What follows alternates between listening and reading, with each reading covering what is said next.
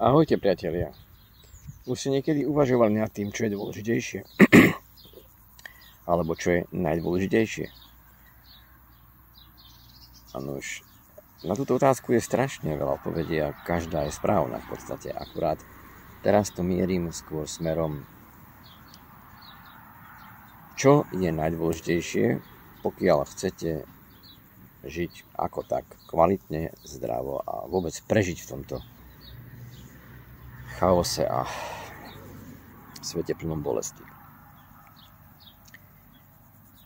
Podľa mňa je to mysel.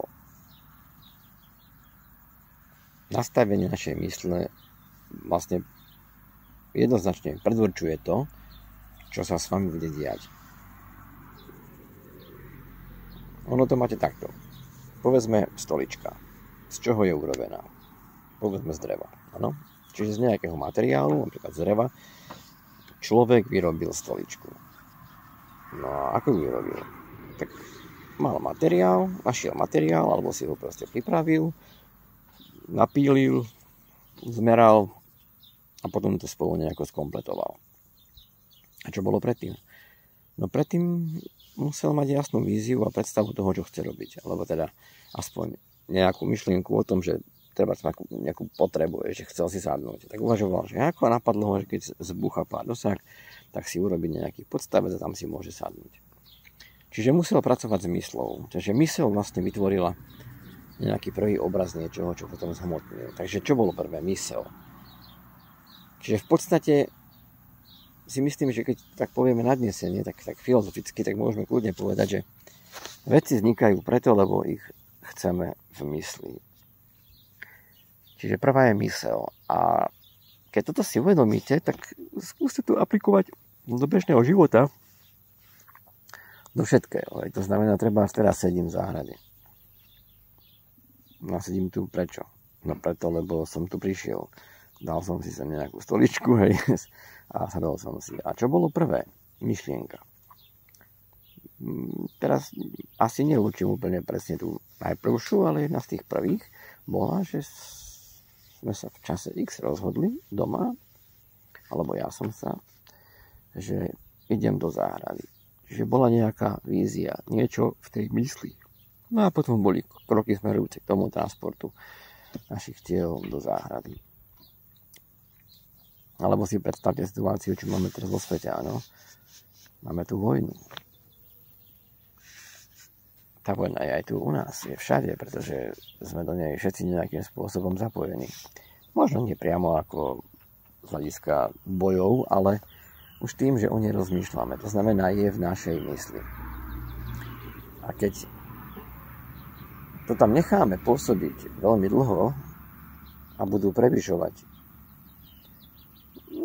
môžeme to nazvať negativistické názory, tak tá naša myseľ začne proste generovať veci, ktoré budú viesť aj k nejakým veciam vo fyzickom zmenám alebo aktivitám vo fyzickom svete. Podobne ako to bolo s tou záhradou a stoličkou, na ktorej sedím, alebo ako to bolo s výrobou stoličky. Čo tým chcem povedať? Mali by sme byť veľmi obozretní a opatrní pri používaní našej mysle. Naša myseľ má obrovskú silu. Samozrejme, že nevieme len tak povedať a budíš svetlo a svetlo bude, treba u toho mať nejaký vypínač tlačiť a predtým ešte musí byť elektrika. A žiarovky pripravené. Ale celá pointa je v tom, že všetko, čo sa teraz deje okolo nás vo fyzickom svete, sa niekedy dávnejšie, alebo aj veľmi dávno, predohralo v nejakom čase X v našej mysli. Má to len taký určitý časový posun. Takže pokiaľ sa zameriame na skvalitnenie našej mysle, toku našich myšlienok, tak budeme konať veľmi dobré. Čo je veľmi zaujímavé, pokiaľ by teraz niekoho napadlo, že tým pádom akože pokrie nejakým mentálnym tréningom alebo len modlením, nie je to úplne pravda, pretože nebude schopný to dlhodobo udržať. Pokiaľ máte fyzické telo, ktoré ako tak funguje, je potrebné robiť aj fyzické aktivity. Má to úplne jednoduchý dôvod. Mozog kontroluje a riadi telo. To znamená, ak sa ja v mysli rozhodnem, že chcem povedzme pohnúť rukou, tak mozog vyšle určitý signál do ruky, do tej časti a pomocou nervových vlákien a potom vlastne sa tá ruka aktivuje a urobí očakávaný pohyb. Avšak mozog funguje opačne. On to nie len riadi, v zmysle, že dá pokyn, vyšle príkaz, ale aj monitoruje. To znamená, ak vy, povedzme, ak vám ruka zrazu spadne, ste opretí, povedzme, na operadle stoličky a ste trošku podriemkávajúci a zrazu vám sa ruka pošmichne a spadne, tak mozog zaregistruje zmenu a adekvátne sa k tomu postaví a urobí nejaké protiopatrenie, aby tá ruka nespadla úplne dole, sa nezranila, zastaví to proste možno, alebo niečo také. To znamená, keď vy vykonávate nejakú fyzickú činnosť, ideálne vašu nejakú obľúbenú, alebo proste všeobecne sa hovorí, že fyzická práca šľachti človeka. Hej, tak vlastne to ako keby usmerňuje váš mozog, ktorý vlastne je nútený venovať pozornosť tejto fyzickej aktivite. A o to menej pozornosti dokáže venovať bludným myšlienkám, treba v tejto vojne, ktoré vás vlastne ničia.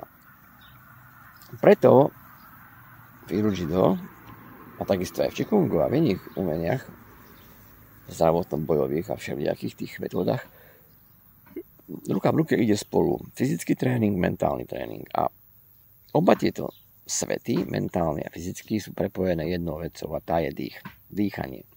Dýchanie je bránou do života a bránou k smrti, bránou medzi materiálnym a mentálnym. Proste je to niečo, čo spája všetko. A všetky tie tri veci, mentálny, materiálny, čiže fyzický svet plus dýchanie, sú nevyhnutné k tomu, aby ste mohli povedať žijem. A niekto vám nemôže chýbať. Ako náhle nemáte telo, tak nie ste vo fyzickom svete exponovaní, zobrazení, existujúci. A tým pádom to nie je život, hej. Myslím život na planete Zem. Ako náhle nemáte mentálnu úroveň v poriadku a ste povedzme dementní, máte rôzne tie šialené duševné choroby, tak síce telo tu žije, ale vy ste mentálne prdeli. No a dýchanie je cestou zmieru, neutrality a všetkého. Lebo dýchanie ovplyvňuje všetko. Jednak pôsobí to aj psychologicky a jednak je to vlastne zdrojom príjmania energie, kyslíku, života. Takže také záverečné rezume. Pamätajme si jednu vec. Najdôležitejšia vec, ktorá vám môže pomôcť žiť ako tak kvalitný život a prežívať v tomto svete, je vaša myseľ. Je dôležité mať ju pod kontrolou. A aby ste to dokázali, tak potrebujete ovládnuť tri veci. Fyzické telo, vašu psychiku, to znamená mentálnu úroveň, čiže myseľ ako takú a dýchanie. Kombináciou tých troch vecí ste schopní robiť z určitého uhla pohľadu naozaj zázraky. To všetko sa dá naučiť veľmi rýchlo a veľmi ľahko, v závislosti od toho, ako ste nastavení, čím ste v živote prešli, aké máte skúsenosti z toho alebo len toho, ale každopádne platí jedna vec, univerzálna. Keď neviem kudy kam, tak začnem dýchať. Kontrolovanie. Kontrolovanie znamená, že sa snažím najskôr v prvom momente dýchanie pozorovať a potom ho trošku usmerniť. Usmerniť znamená viac menej ho sústrediť do oblasti brucha. Voláme to spodné dýchanie alebo dýchanie bruchom. A pokiaľ možno hlboké dýchanie. Nie plitké. Nemusí byť úplne že extrémne, ale proste naozaj dopriať si poriadny nádych a poriadny výdych. Pokiaľ vás to zaujalo, tak fajn. A pokiaľ nie, tak nevadí. Aj tak bolo možno príjemné si vypočuť pár nejakých myšlienok, ktoré neskôr môžu po vašej mysli evokovať nejaké ďalšie procesy a tie spustia niečo, čo bude pre vás dôležité a úžasné. Ďakujem vám za pozornosť a prajem vám pekný deň.